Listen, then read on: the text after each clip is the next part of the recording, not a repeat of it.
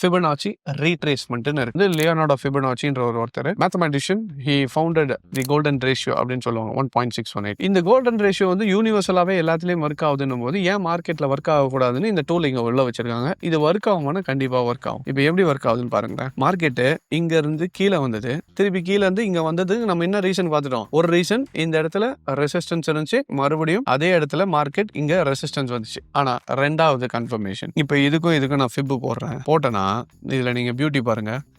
Market எந்த ரெசிஸ்டன்ஸ்ல திரும்பிச்சோ அதே இடத்துல வந்து ஃபிபனாச்சி லெவலும் 61.8% லெவல் கொடுத்துருக்கு. சரிதா? எக்ஸாக்ட்லி மார்க்கெட் வந்து 61.8% ஃபிபனாச்சி லெவலும் கரெக்டாக சரிது பாருங்க. மேலேருந்து கீழே வந்துட்டு, கீழேருந்து மேலே வந்துட்டு திருப்பி கீழே வந்ததில் அந்த கீழே வந்ததுக்கான லெவல் என்னன்னா இட் இஸ் 61.8%. இதுதான் ஃபிபனாச்சியோட கோல்டன் ரேஷியோன்னு சொல்லுவாங்க.